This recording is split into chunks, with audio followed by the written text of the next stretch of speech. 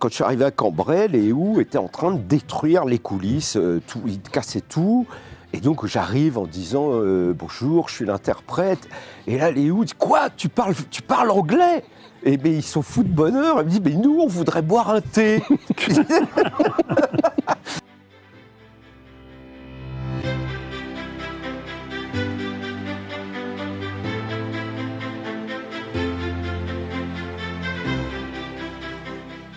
Bonjour et bienvenue dans ce nouveau club Le Figaro Culture où nous allons parler de musique cette semaine et plus spécifiquement de rock puisque nous recevons sur ce plateau son enfant le plus célèbre, Philippe Manœuvre. À 71 ans, il reprend son bâton de pèlerin prêcheur en montant sur scène avec le guitariste Yaël Poupeau pour un spectacle inédit et en publiant un recueil de ses textes parus dans divers journaux mais aussi des inédits. N-Roll aux éditions Hugo Le Singe, une double occasion d'égrener ses souvenirs les plus mémorables avec tous les géants du rock qu'il a tous rencontrés, vus en concert et interviewés parfois à plusieurs dizaines de reprises. Mais oui, il nous en parlera longuement sur ce plateau avec Nicolas Ungemuth, rédacteur en chef adjoint des pages culture du Figaro Magazine et collaborateur depuis quelques décennies de Rock and Folk, dont Philippe Manœuvre était le rédacteur en chef il y a quelques années. Et Olivier Nuc qui est aussi avec nous, Olivier Nuc, journaliste culture au Figaro, dont le palmarès d'interviews de stars du rock commence aussi à se remplir considérablement. Mais on commence avec vous, Philippe Manœuvre, avec le boss, l'homme qui a fait découvrir et aimer le rock à des générations d'enfants, de préadolescents, d'adolescents et d'adultes, avec notamment vos articles dans Rock and Folk, on l'a dit, et Métal Hurlant, mais aussi vos émissions télé, évidemment, Sex Machine dans Les Enfants du Rock, avec Jean-Pierre Dionnet qui était assis là il y a quelques mois pour parler de Métal Hurlant et d'un bel anniversaire. Et vous faites tellement partie du paysage du rock qu'on finit par se demander si vous n'êtes pas tombé, vous aussi, tout petit dans la marmite. Votre initiation, alors vous êtes né en 1954, l'année de l'explosion d'Elvis Presley, les premiers Elvis Presley. Comment vous êtes-vous vous-même initié au rock? Qui vous a initié au rock? Comment vous êtes-vous initié au rock? C'était la culture ambiante. Voilà, on allait au lycée, on discutait, on essayait d'en savoir plus. On n'était pas à un clic de tout. Hein. Alors là, je dois dire, donc c'était à la fois une rumeur. Il y avait des, moi j'avais 14 ans, je connaissais peu de choses. Mais il y avait des grands qui nous avaient pris en pitié au lycée de Châlons-sur-Marne, qui est devenu Châlons-en-Champagne. Et un jour, il y a un grand qui m'a amené Electric Ladyland de Jimi Hendrix, parce que je lui avais avoué que je n'avais jamais entendu cet album. Il m'a dit « Écoute ça, tu me le ramènes dans 2-3 jours ». Voilà, donc ça se faisait comme ça, la culture se faisait comme ça, on grappillait des bouts, on lisait rock et folk et best, bien sûr. On essayait d'en savoir plus sur cette musique fabuleuse. Parce qu'à l'époque, il n'y a pas évidemment Internet, donc c'est des échanges, des achats d'albums. Il y avait déjà les compilations cassettes ou pas? Enfin, et les copains qui faisaient des cassettes qu'on donnait aux autres? Pas encore. Ouais. Vraiment, à l'époque, la culture, c'est le 45 tours. Alors, on a à peu près 5 francs d'argent de poche tous par semaine, et un 45 tours, miraculeusement, coûtait 4 francs 80. Donc, ça semblait une destination immédiate. Et moi, un disque par semaine, ça ne me suffisait pas. Donc, je convainquais mon petit frère. Je disais, moi, je vais acheter ça. Et toi, ça serait bien que tu prennes ça aussi. Voilà. Donc, et vos premiers 45 tours, vous en souvenez précisément? Oui, c'est les Equals, un morceau qui s'appelait Baby Come Back en 1968. C'était numéro 1. Un groupe mixte, racialement mixte. Voilà, c'était un groupe où il y avait des blacks et des blancs. Eddie Grant, qui allait faire carrière après, c'était lui le chanteur des Equals. Et le morceau était repris par les Clash. Ouais, voilà. Et c'était un groupe, enfin voilà, qui faisait du faux Rolling Stones. J'adorais ça, quoi. C'était très dansant.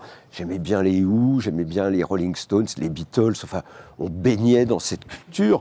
Mais il y avait des surprises régulières, quoi. Je me souviens d'un copain arrivant au lycée avec le premier album de Cream, et il dit vous n'allez pas le croire, sur le dernier morceau qui s'appelait Toad, le crapaud, il y a un solo de batterie. Et on va tous à la salle des élèves et on écoute ce solo de batterie qui durait 6 minutes. On n'entendait que blablabla. On était tous là, hagards. On n'avait jamais entendu un solo de batterie de notre vie. Voilà. Et c'est ça qui vous donnait aussi envie d'en jouer, de la batterie? Oui, parce que... Et puis la musique était formidable, la musique était grandiose. Elle passait à la radio, cette musique. C'est la musique des groupes de rock des débuts. Et étrangement, que ce soit les Kings, les Who, les Stones, ça passe à la radio. Let's Spend the Night Together, c'était radiomical, quoi, ça passait bien. Donc on n'était pas dans une culture underground encore, pas encore. Et dans Rock et Folk, on nous annonçait, attention, vous allez voir, il y a un groupe qui s'appelle Frank Zappa et les Mothers of Invention. Donc on lisait ça, alors on y pensait, on avait le temps d'y penser, puisqu'on n'était pas à un clic de tout. On se disait à quoi ça peut ressembler cette musique, mince, ils ont un saxophone. Bon, puis après on trouvait un copain qui avait le disque. Donc le mercredi ou le jeudi après-midi, on allait chez ce copain, on l'écoutait, ouais d'accord.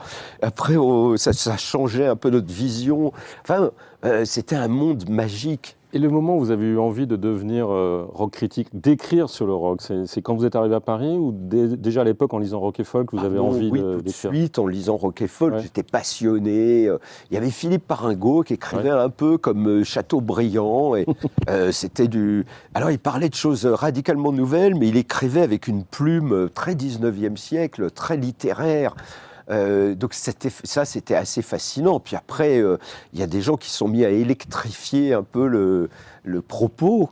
Donc très vite, oui, je me dis, dans mon spectacle, je me dis, je suis bon en rédaction, je pourrais devenir l'historien du mouvement, mais c'est un peu ça, voilà. Ouais. L'historien, d'ailleurs, je vous propose de regarder un petit peu quelques extraits de ce spectacle, Un enfant du rock raconte, qui s'est donné au Théâtre de l'Œuvre à Paris et qui va bientôt revenir à partir de septembre dans toute la France. Salut, c'est Philippe Manœuvre. Hey, vous voulez voir ça? On y va!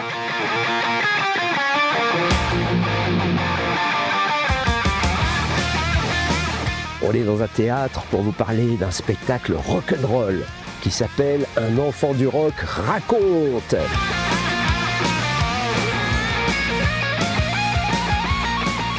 Et on vous raconte les aventures d'un jeune garçon lancé sur les routes du rock'n'roll.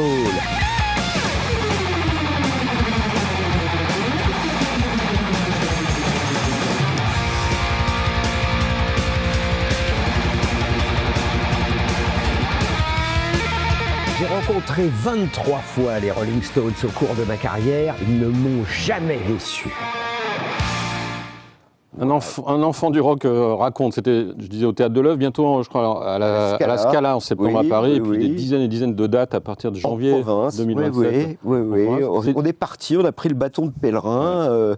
Avec Yael Poupeau, donc. Avec Yarol Poupeau. Alors Yarol Poupeau, c'est un guitariste qu'on connaît bien, parce qu'il a été il est toujours le guitariste de FFF, la Fédération Française du Funk, avec Marco Prince, et il a également été le guitariste de Johnny Hallyday pendant les 10 dernières années. Son directeur musical, même. Et oui, le directeur musical et lead guitare en plus, il faisait tout, tu vois. Donc, oui, Yarol, alors tout de suite, quand il a entendu parler de la rumeur, comme quoi il pourrait que je prépare un spectacle, il m'a fait savoir que lui, il était là, il était totalement partant, il avait envie de s'impliquer dans une aventure de théâtre rock. Et ce qui m'a fait un plaisir immense, parce que ça changeait un peu, être tout seul sur scène, ça aurait été un peu triste, alors que d'avoir un guitariste rock qui joue les morceaux, qui les interprète, même comme une petite virgule, rendez-vous compte, je vais rencontrer Lou Reed qui a écrit Sweet Jane, et hop, Yarol est là, il fait un peu le riff de Sweet Jane. Tout le monde sait de quoi on parle, voilà, il y a une communion dans la salle, enfin franchement, pour l'instant on n'a fait que des salles pleines, je dis ça, c'est pas pour me vanter, mais parce que ça fait vraiment plaisir. Et en plus il sert des cocktails. Oui, et en plus, voilà, au milieu, on a improvisé une nouvelle configuration. Quand je parle du cocktail inventé par Serge Gainsbourg, le Scorpion, Yarol le fabrique, et on distribue une vingtaine d'heureux spectateurs, les Scorpions, et ça a changé, ça crée un lien immédiat avec le public, voilà.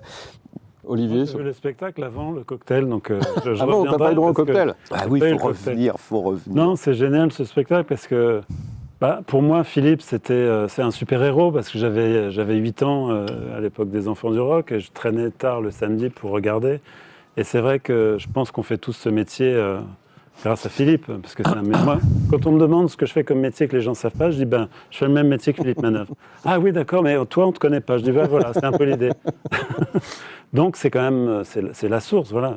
Écoutez Philippe. Alors moi, le bonheur, c'est que les anecdotes, vu qu'on a fait des déplacements ensemble, des interviews, etc., j'en connais pas mal, mais c'est vrai que pour les gens qui ne sont pas dans le métier, c'est savoureux. Surtout, moi, ce que je trouve très touchant, c'est les anecdotes au début, parce qu'on s'aperçoit que la France et le rock, ça fait 4 au début. Oui. C'est-à-dire que l'anecdote avec les Who qui réclament du thé un dimanche dans une ville de province, Nord, c'est extraordinaire. C'est inimaginable aujourd'hui.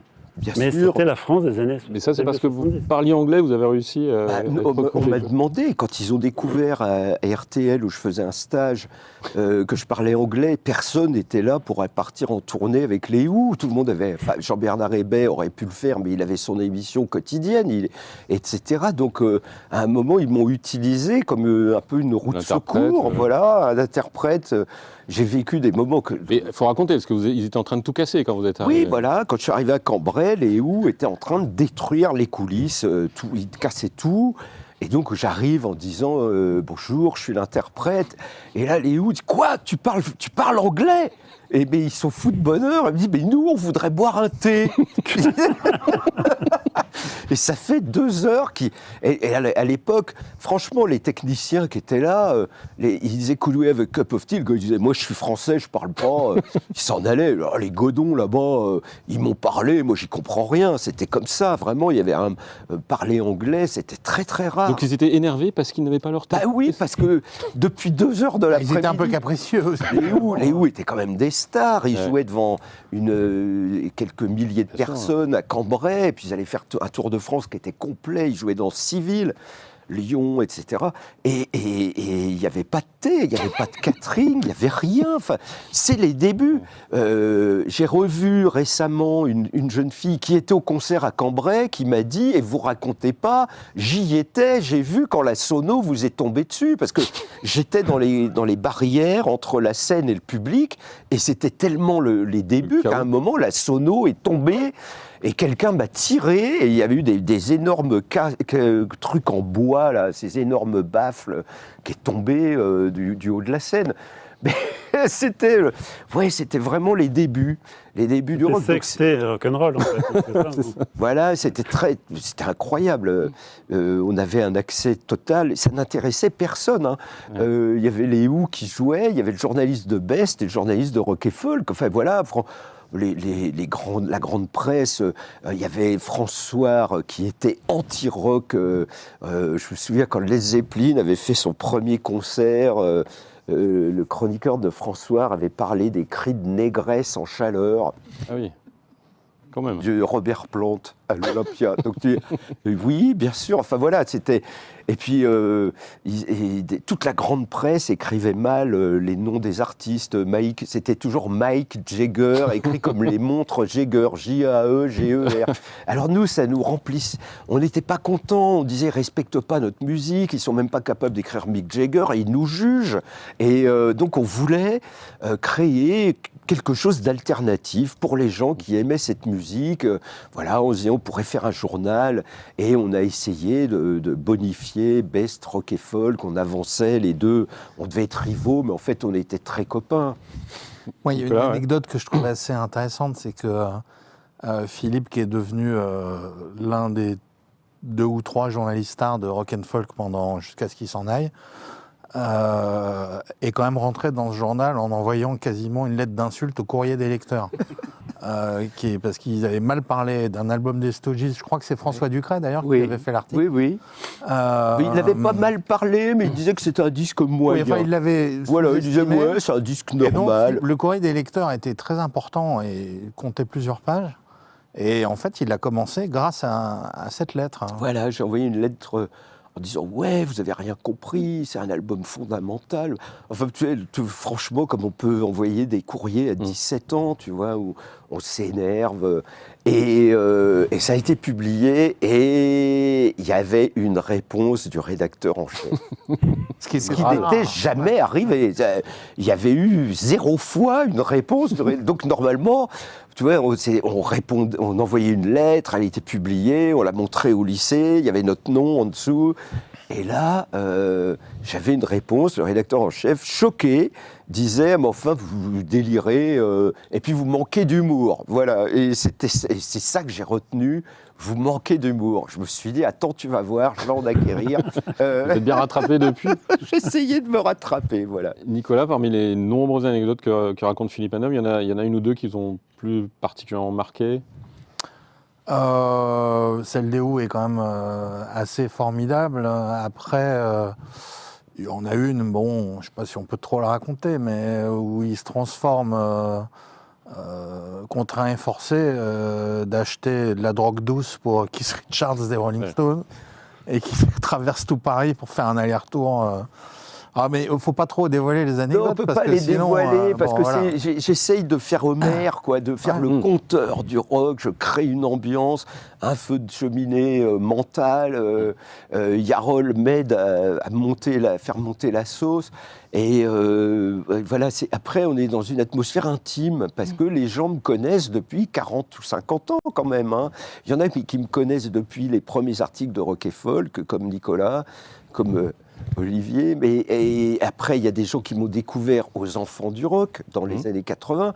Après il y a des gens qui m'ont... Après j'ai été à Canal Jimmy, je suis resté 10 ans. Il y a eu la radio aussi. 10 ans, il y a eu la radio, France Inter. Je fais du rock dans les années 80. Après, j'ai continué. Hein. J'ai fait presque toutes les radios de France, de Oui FM à RFM, en passant par Europe, RTL, France Inter. J'ai un peu tout fait. À chaque fois, bon, voilà, je me disais, voilà, les forces de la joie sont là. J'ai l'impression que vous êtes toujours enthousiaste à chaque même nouveau mouvement de rock qui arrive depuis les années 70. Bah, c'est très intéressant, quoi, parce que c'est les mouvements. C'est vrai que Eddie Mitchell a une théorie là-dessus. Il dit le rock'n'roll, c'est le train électrique commun. C'est un jouet pour tout le monde, que tout le monde s'amuse avec. Le seul truc, personne n'a le droit de casser le jouet. Il faut que le jouet continue à tournicoter. Puis après, les jeunes générations, elles le repeignent comme elles veulent, le jouet. Si elles le voient rose, fuchsia, avec des pois noirs, ben allez-y les gars, si ça roule, c'est bon. Et les mouvements de jeunesse sont longtemps passés par le rock'n'roll. Alors, est-ce que c'est le cas encore? Parce que moi, j'en doute un peu. Non, aujourd'hui, c'est très différent. Aujourd'hui, c'est très différent, hein, bien sûr. Aujourd'hui, les enfants, ils vivent scotchés sur les jeux vidéo. Ou alors, ils écoutent du rap et du R&B ou des trucs comme ça. Il y en a qui écoutent... Enfin, mon fils écoute les Beatles et Eminem. C'est quand même étonnant, parce que j'ai un fils de 14 ans... Et il écoute des artistes qui étaient caducs à sa naissance, mais il les écoute. Oui, mais il a un père qui a une collection de disques quand même. Oui, mais Eminem, je ne sais pas où il a trouvé ça, hein, parce que sa grande sœur était partie avec mes disques d'Eminem, donc c'est étonnant. Mais comment vous jugez quand même cette évolution du rock? Pour vous, c'est un enrichissement à chaque fois? Il n'y a pas la perdition, il n'y a pas une perdition au final. À un moment, on a perdu un peu nos interlocuteurs privilégiés. Les maisons de disques ont décidé en 2005 que les années rock, c'était terminé, ça allait s'inscrire au domaine de la réédition. Et eux, ils sont partis sur ce qu'ils appelaient les musiques urbaines. On ne sait pas ce que c'est les chanteuses pop, c'est des artistes un peu les DJ comme David Guetta, enfin des gens qui font la musique d'aujourd'hui, les rappeurs, les chanteuses, etc. Et le rock a disparu de tout ça, pour eux c'était fini, terminé. Et puis là ils sont en train de convenir qu'ils ont peut-être baissé, enfin c'est exactement ce qu'ils ont fait avec le vinyle. À un moment en 87, les maisons de disques ont décidé que le vinyle c'était terminé, ils ont enlevé les bacs à vinyle, tout le monde devait passer au CD. 20 ans après, les gens sont revenus au vinyle discrètement. Voilà, et on peut penser que le rock c'est pareil, qu'on a dit stop, c'est fini, c'est terminé, comme le vinyle, et puis finalement c'est ça que les gens aiment. Enfin moi je vois beaucoup de jeunes à mes spectacles, il y en a que ça intéresse, je vois beaucoup de jeunes guitaristes qui viennent voir Yarol avec des petites étoiles dans les yeux pour lui parler de leur guitare, ceci, cela. Ça n'arrête pas, il y a beaucoup de gens qui jouent d'un instrument, et la guitare c'est quand même, ça reste un instrument privilégié. Et puis j'entends dire que les maisons de disques regrettent un peu d'avoir été aussi rapide à décider que le rock c'était terminé, parce que ça fait 15 ans qu'ils pratiquent les rappeurs, et ils en ont un petit peu marre. Ils en ont un peu assez de ce qui se passe, et puis ça produit pas des choses. Dans les disques de rap qui sortent aujourd'hui, je vois pas des trucs qu'on va rééditer dans 30 ans, c'est sûr, comme Kraftwerk, là en ce moment, il y a une réédition de Radioactivity, c'est un album qui a 50 ans, je l'ai écouté hier soir, mais c'est incroyable, c'est d'une modernité, mais c'est fou, mais j'en avais les larmes aux yeux de me dire, mais mince, en 75, il y avait des gens qui avaient compris que, parce que l'album a deux sens, hein, soit c'est l'activité radiophonique, soit c'est la radioactivité. Et ils essayaient de nous dire, la modernité c'est fabuleux, ça peut être la radio d'un côté, c'est l'atome de l'autre, c'est le meilleur et le pire. C'est quand même un disque important, quoi. Alors, Régis, vous nous mettez un peu Radioactivity, là, au lieu de dormir? Non, mais... Non, mais... Ben non. Je pense... Tout le monde s'en souvient. Ça. Ouais, je pense que...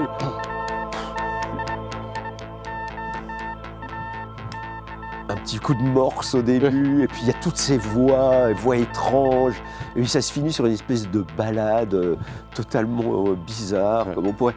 Franchement, c'est des disques incroyables, mais ça c'est un disque, on en a 1000 des disques aussi. Et qui a été réédité d'ailleurs plusieurs fois, notamment après Tchernobyl. Voilà, il vient d'être réédité encore pour les 51 ans du disque cette année, et c'est des chefs-d'œuvre. Franchement, Kraftwerk, ils en ont 3 comme ça, hein, Autobahn, Radioactivity, The Man Machine. Enfin, tu te dis, ça c'est un groupe, mais on en a.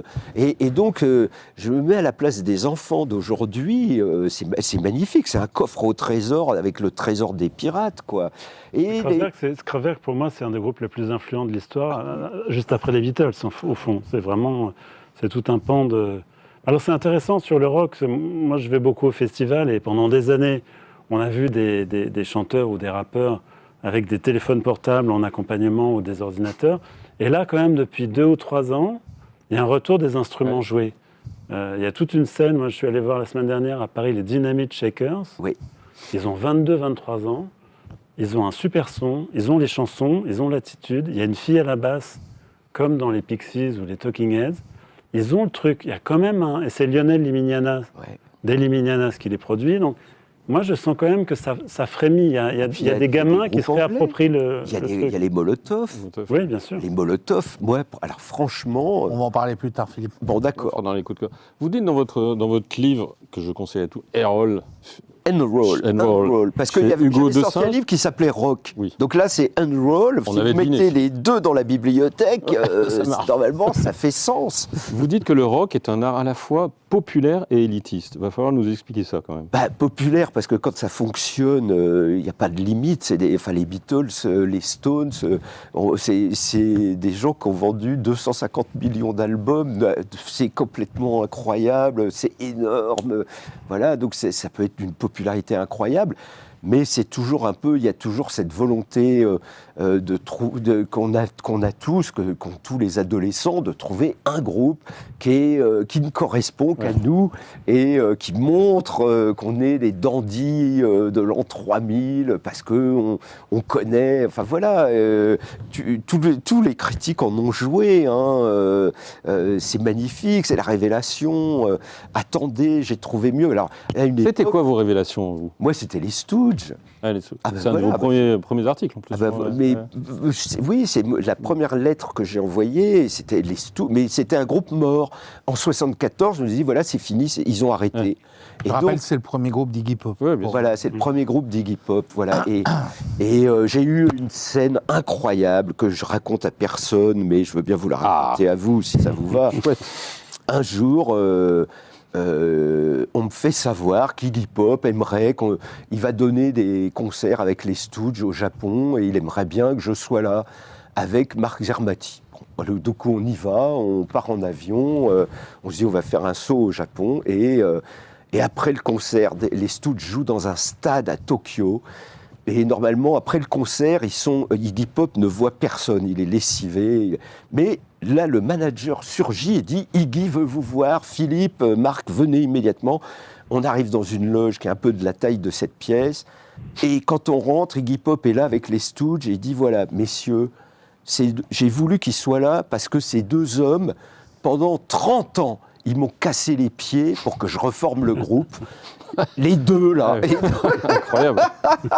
Surtout qu'il y a l'un des deux qui l'avait un peu arnaqué, quand même. Oui, Avec le live Metallic KO, Iggy Pop n'était pas très content. oui, mais il était... Bon, il l'a fait, et ça a beaucoup servi Iggy Pop, Ouais. ça l'a aidé, c'est devenu un des disques fondamentaux. Bien donc, sûr. finalement, bon... Et on a eu ce bonheur, quoi, qu'on reconnaisse qu'on avait... voilà. Bon, moi, j'ai été flatté, je le raconte pas souvent, cette histoire, mais...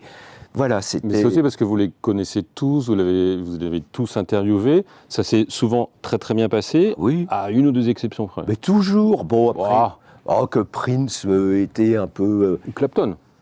Clapton, oui, mais Clapton, il est comme ça, il est hautain, Clapton, je raconte comment il est un personnage très, très bizarre, parce que déjà, être Eric Clapton, ça doit être quelque chose, hein, quand même, de se regarder dans le miroir le matin, de se dire « je suis Eric Clapton », le meilleur guitariste, surnommé Dieu par ses compatriotes, ses contemporains. En 67, tout le monde dit c'est ce mec, c'est Dieu.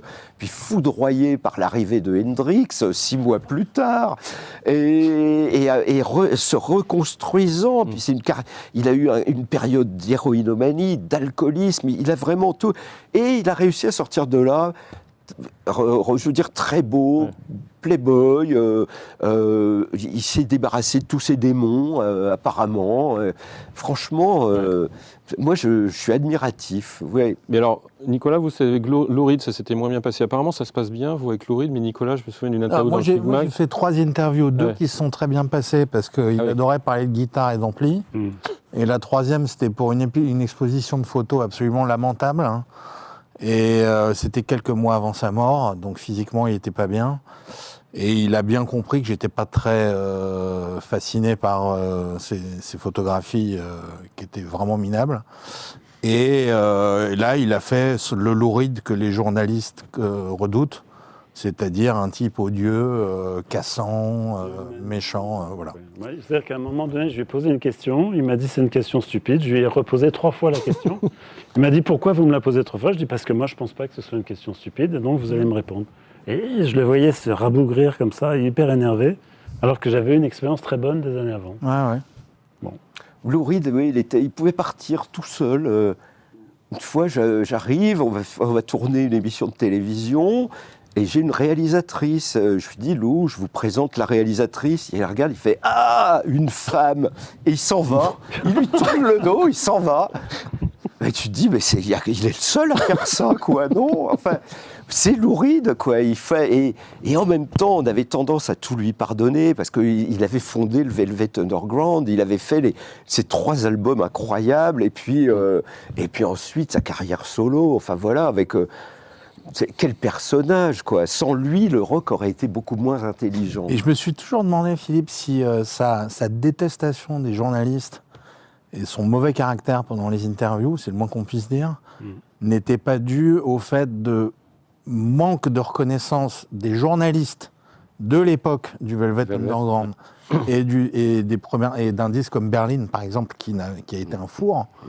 Et je me suis toujours demandé s'il n'avait pas gardé une rancœur phénoménale à l'endroit des journalistes qui n'avaient pas reconnu son génie au bon moment. Sans doute. Un peu comme Aznavour, d'ailleurs. Ah oui, qui a gardé la même chose jusqu'à la fin. Comme Aznavour. Aznavour était toujours de mauvaise humeur parce qu'il avait vu beaucoup de jeunes lui passer devant. Et lui, il était là avec ses chansons, avec Édith Piaf qui disait « c'est lui mon dauphin ». Et il voyait Johnny Hallyday arriver, faire un carton. Aznavour, il était très choqué, quoi. 6 mois avant sa mort, il me disait encore « mais vous savez, on m'a rejeté au début ». J'ai dit « monsieur Aznavour, il y a 50 ans, 60 ans, vous avez quand même 120 millions d'albums après, quoi. Non, c'était « oui, mais j'oublierai jamais ». C'est fou. Et je pense que Lou Reed, il y avait un peu de ça. Je vais vous faire écouter, il y a un single qui vient de sortir d'un petit groupe qui débute, qui sort un nouvel album en juillet. Oui, le 10 juillet. Ah ouais.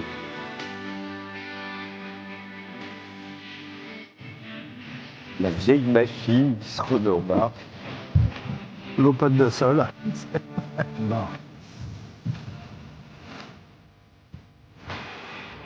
Alors, une de Stars qui vient tout juste de sortir, on a l'impression que c'est toujours pareil, mais Non, c'est quand même différent. C'est différent et tout le monde trouve ça incroyable, hein, ces hommes de 84 ans.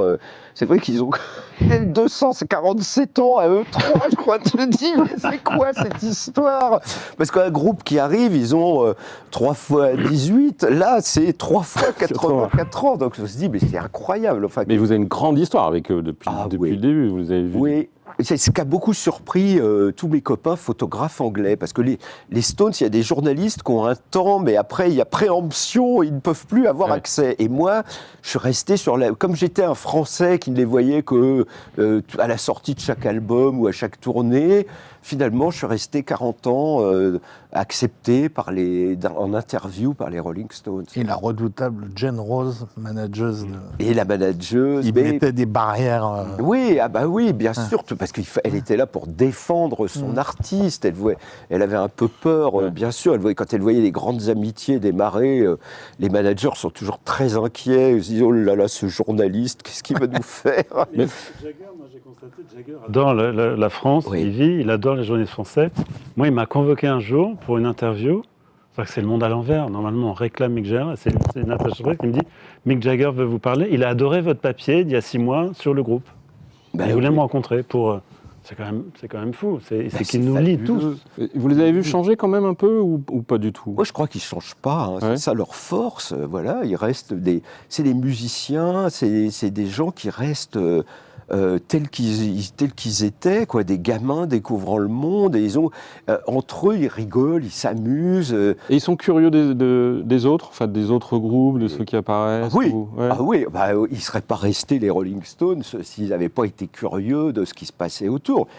À un moment, il y a une grande compétition, une grande rivalité entre Led Zeppelin, les Who, les Stones.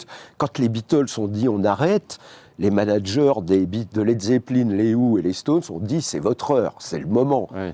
Et là, il y a c'est là où ils sortent les Who sortent Live at Leeds, les Stones sortent Sticky Fingers et Exile on Main Street, Led Zeppelin sort le 2e album et le 3e, et on se dit mais c'est dément. Bah oui, tout le monde a des ailes qui poussent en se disant et ce qu'ils ne savent pas, c'est que les Beatles ne sont pas morts, va y avoir les anciens Beatles qui vont faire des disques, et c'est eux qui vont garder la main finalement sur la musique. Et d'ailleurs, je crois que dans le nouvel album, il y a McCartney qui... Oui, alors il y a beaucoup de collaborations. Moi, j'ai été un petit peu stupéfait qu'ils annoncent une collaboration avec Stevie Wonder sur l'album précédent. On entend Stevie Wonder faire cling, cling, cling. Oui, il y a 3 notes. 3 notes. Moi, je suis très curieux d'entendre Robert Smith. En plus, ce qui est extraordinaire, Robert Smith c'est que Jagger dit qu'il n'avait jamais rencontré Robert Smith dans les chœurs. C'est fou, Robert Smith, The Cure, ça fait 50 ans qu'ils sont là, 67, ils se sont jamais croisés. Ben non, parce que c'est pas la même musique. Ils n'ont pas la même musique, ils n'ont pas du tout les mêmes circuits. Mick Jagger, c'est le swing in London, c'est une autre époque. Oui, mais il sort les Cure, c'est 20 ans après, c'est les gothiques, c'est la Batcave. C'est 2 mondes totalement qui peuvent se croiser de temps en temps. Par exemple, c'est des groupes qui peuvent faire à Hyde Park, faire 70 000 personnes payantes dans Hyde Park, les Cure, les Stones. Donc à un moment, ils sont à une hauteur stratosphérique, ils se reconnaissent, quoi. Voilà. Oui, mais ça ne veut pas dire qu'ils se rencontrent forcément. Voilà, ils auraient pu se voir des concerts des bandes aid ou des choses comme ça n'est jamais arrivé. Les bébés rockers, vous les avez beaucoup soutenus il y a une quinzaine d'années. Qu'est-ce qu'ils sont devenus ? Alors, j'en vois qui travaillent dans la musique classique. Gustave Nast fait des musiques de films. Il réussit des musiques de films, de défilés, de mode. Il réussit très très bien. Il y en a qui sont devenus enseignants. Moi, je les connais. Il y en a qui est devenu rabbin. Oui, il y en a un qui est... Oui. Mais il n'y en a pas beaucoup qui continuent dans le rock, en fait. Peu, mais ils continuent à faire des petits groupes et à s'amuser entre eux. Par exemple, il y a des groupes comme les Prostitutes, ils se réunissent une fois par mois, ils jouent, ils se voient toujours. Franchement, la musique, ça leur parle. Et il y en a qui participent au Rock in Mill.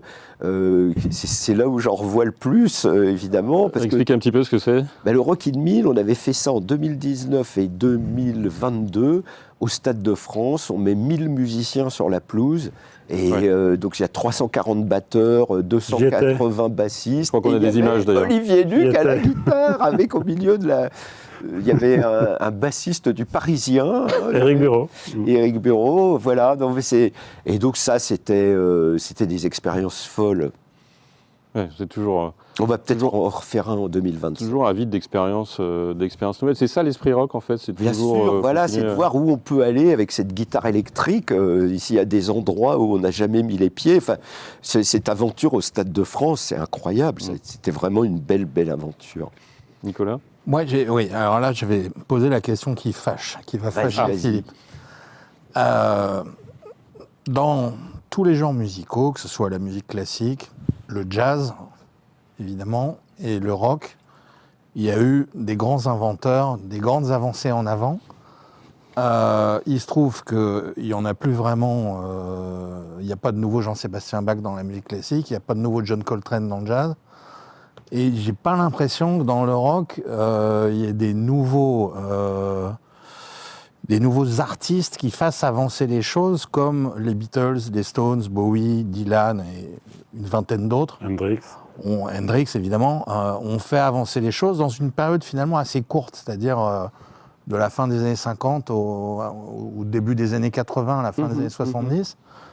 Et là, je ne veux pas dire que tout est mauvais, mais il y a des trucs qui sont sympathiques, mais on a l'impression qu'il n'y a plus de création depuis 40 ans, vous dites. Et d'innovation, quoi. C'est parce que on a admis la nostalgie. Oui, moi, quand je suis arrivé dans le rock en 1973, 74, mon premier article, voilà, dans Rock et Folk, et donc je me souviens de discussions avec le rédacteur en chef de Rock et Folk, qui me disait la nostalgie n'a pas sa place ici. Les groupes de rock sont censés aller de l'avant, découvrir des nouveaux territoires, chercher des nouveaux océans à explorer. Bon, et puis à un moment, la machine s'est arrêtée, cassée.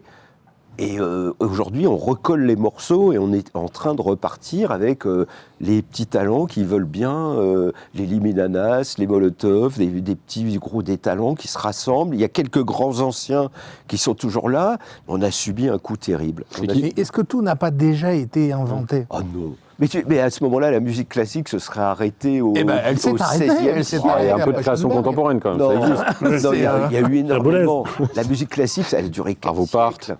Oui. Alors nous, le rock, là, pour l'instant, on a 70 ans au compteur. C'est pas 4 siècles, hein, c'est même pas un siècle. Il peut y avoir une résurgence créative. D'un jour à l'autre, il peut arriver un groupe qui fascine la planète, c'est une possibilité.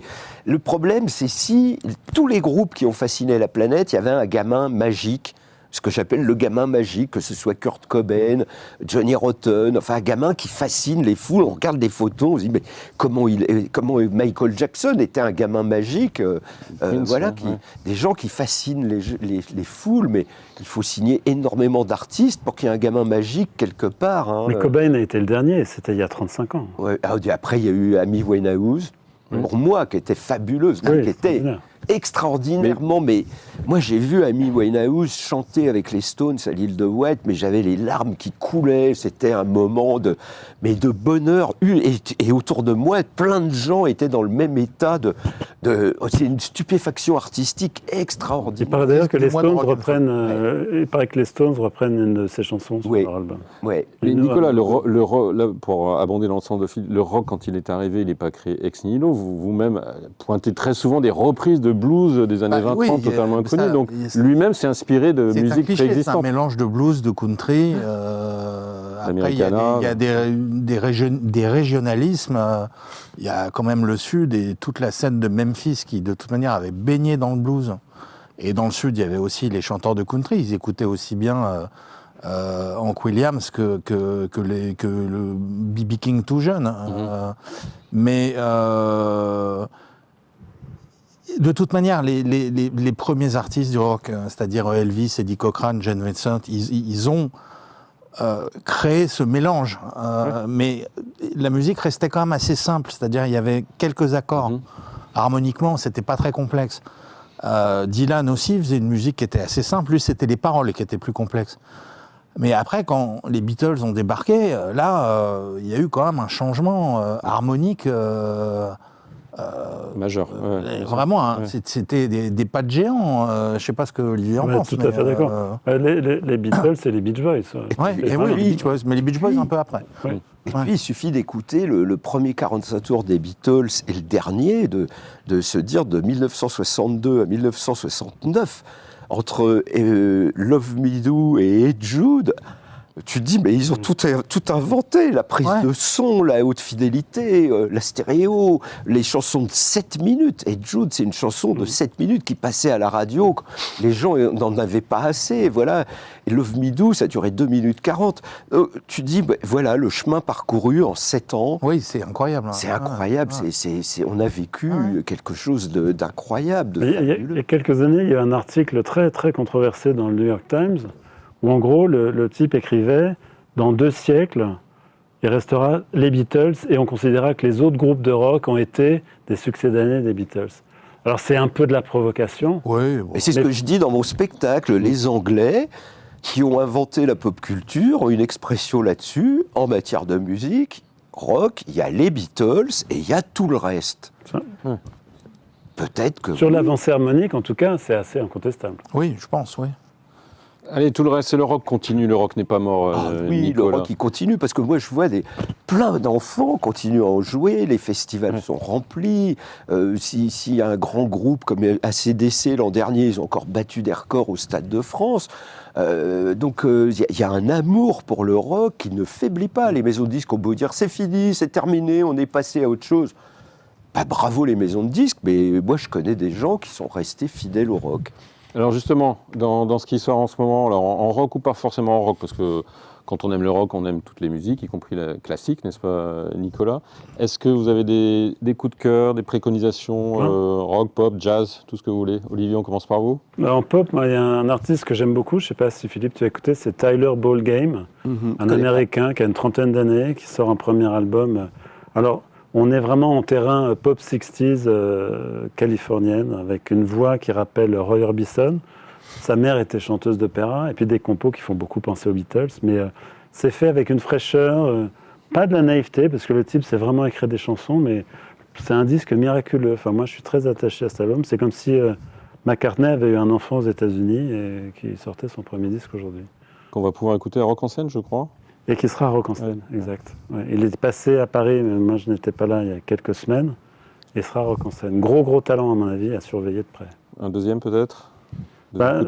Deuxième album, alors je ne pensais pas du tout aimer ça, parce qu'il vient d'un groupe que je n'aime pas beaucoup, qui est les Red Hot Chili Peppers. C'est Flea, le bassiste, qui était trompettiste de jazz dans une précédente vie et qui s'est remis.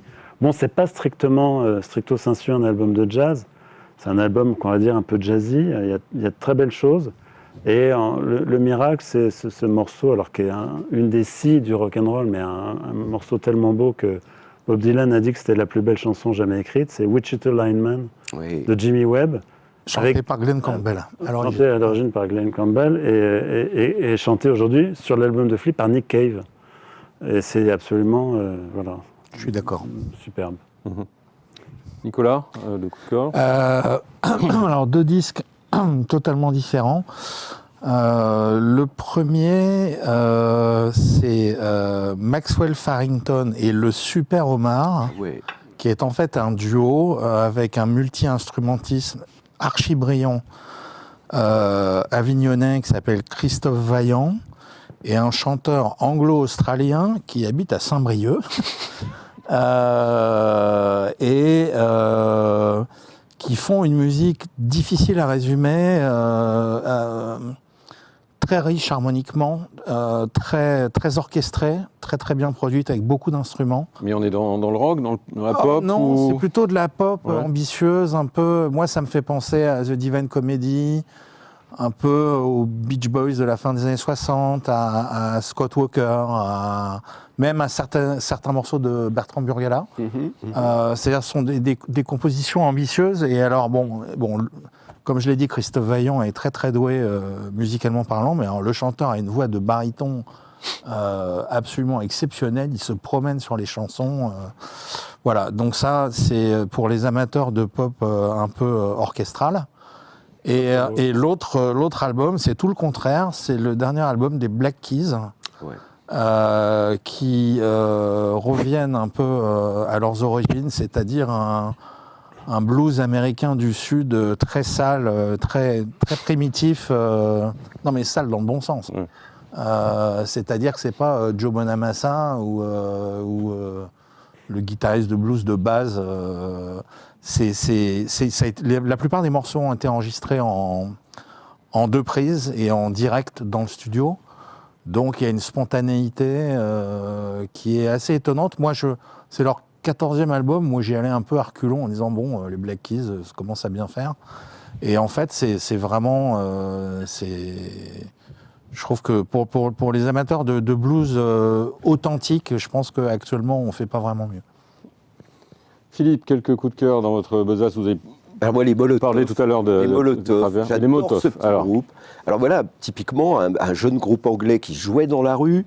C'est des enfants, le frère et la sœur. Leurs parents sont coiffeurs. Ils aiment le rock, ils vivent pour le rock. Ils jouaient du rock dans la rue. Aucune maison de disques n'a voulu signer les Molotov. C'est les amplis Marshall qui ont créé une maison de disques pour signer les Molotov et ils les signent. Et les Molotov vont faire une tournée en octobre prochain. Ils seront à Paris. Ils vont faire une tournée en France. Moi, je vois là un méga bon groupe de rock. Ils sont jeunes. La fille à la basse, on n'a jamais vu un personnage pareil sur scène. Elle est exceptionnelle. Ouais, ils sont présentés une grande réputation sur scène. Ils ont fait déjà des centaines de concerts avant même leur premier album. Oui, ça fait 4 ans qu'ils jouaient dans la rue. Voilà. Ouais. Et ils aiment beaucoup un groupe que moi j'adore, les Jam. Voilà, ça s'entend. Et Pete Townshend, le guitariste des Who, tout à fait récemment, il y a 15 jours, a donné une de ses Rickenbacker au guitariste des Molotov en disant « Ils sont sur le chemin, j'aime beaucoup ce qu'ils font ». Il lui a offert une Ricken. Enfin bon, tu te dis, c'est vraiment, c'est magnifique de voir que les anciens, au lieu de dire « Ouais, c'est jeune », non, ils disent « On va les aider » parce qu'ils reconnaissent c'est la même musique, c'est des gamins de la banlieue de Londres qui ont envie de jouer leur musique, quoi. C'est très, très respectable. Et ça, c'était déjà le cas il y a 10 ans, il y a 20 ans, il y a 30 ans, il y a 40 ans, il y a 50 ans. C'est ça et donc, ces deux Molotov, franchement, Ouais. Avec leur petit batteur, moi, je les trouve formidables, ces gamins. Ils ont 20 ans et ils sont super. Autre chose ? Il y a un disque très étrange de Sturgill Simpson qui s'appelle Johnny Blue Sky and the Dark Clouds. Et c'est un disque country où il y a une basse disco. Et alors, franchement, Sturgill Simpson ne veut pas que ce disque soit sur les Deezer, Spotify. Il faut aller l'acheter en vinyle ou en cassette ou en CD. Mais c'est un disque extraordinaire. Je l'écoute 3 fois par jour.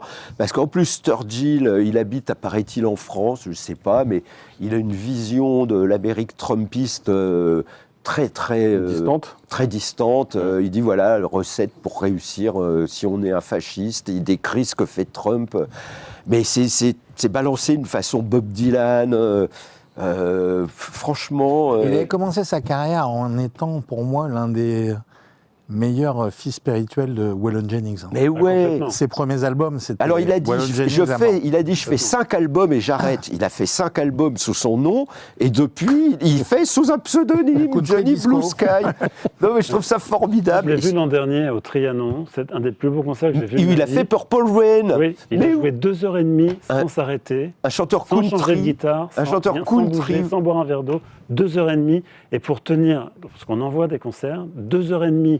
On était tous pendus à ses verres. Il est parti juste après. Il est parti sur le trottoir. Il est rentré chez lui à pied. Ce concert était sidérant. Ouais. Et il a joué Purple Rain. Donc tu te dis, voilà un type de la country qui joue du Prince à Paris. Donc il est éclairé. Et cet album, c'est une révolution musicale. Et franchement, quand on l'écoute... c'est ce que faisaient les Stones avec Graham Parsons, essayer de fabriquer de la country un peu branchouille. C'est exactement ce qu'il fait avec cette basse disco démente. Ça rappelle parfois Funkadelic, parfois les Stones, parfois Dylan. C'est bon, voilà. Moi je dis voilà un album, quoi. Philippe, je résiste pas, comme vous avez cité Prince. Racontez-nous le concert de Prince à Détroit. Ah bah oui, mais il faudrait que je vous le lise parce qu'il est raconté dans mon livre. Mais résumez-le, ça donnera envie de le lire dans le livre parce que oui, j'ai eu la chance d'être invité par les managers de Prince à aller le voir au Cobhole, à Detroit. Et le Cobhole, c'est une des salles les plus mythiques d'Amérique. C'est là où Kiss a fait son album live. C'est là où Bob Seger avait enregistré le double live avec le Silver Bullet, tu vois. Et c'est une arena, c'est la taille d'un Bercy, ça contient 22 000 personnes. Et quand Prince est arrivé, alors il faut savoir que quand Purple Rain est sorti, ça a été colossal. Déjà, il a dégagé Thriller des hit parades, il s'est installé numéro 1, il est resté 6 mois numéro 1. Il a fallu que Bruce Springsteen sorte Born in the USA pour que Prince rende la place de numéro 1. Enfin, ça a duré 6 mois numéro 1. Aujourd'hui, ça n'existe plus, un artiste. Et le disque Purple Rain avait séduit les Américains. Et quand moi je suis arrivé pour le voir à Detroit, j'avais l'impression qu'il marchait sur une vague d'amour du public. Et Prince était très mystique à l'époque. Il se lançait dans un dialogue en disant « Papa, pourquoi tu m'as crucifié ?» Enfin, il était torse nu dans sa baignoire à chanter Purple Rain. Enfin, non, c'était assez dément. Et ces musiciens aussi étaient assez habités. Oui, ces musiciens, c'était les Revolution. Voilà. Et donc, ils le poussaient un peu à suivre cette voie mystique fou. Ouais, ça, c'était un article que j'avais écrit pour Libération. Que vous reproduisez dans Roll. Bah oui. Allez, un dernier petit tour coup de cœur, Olivier. Il y a un autre album que j'ai beaucoup écouté, c'est Yann Wagner, qui est un Français qui vient de la musique électronique, mais qui rappelle le son des années 90. Il y a des morceaux jungle avec des grosses guitares. C'est un mélange très intéressant. Une très belle voix, un peu façon Dave Gahan de Depeche Mode. C'est un très beau disque.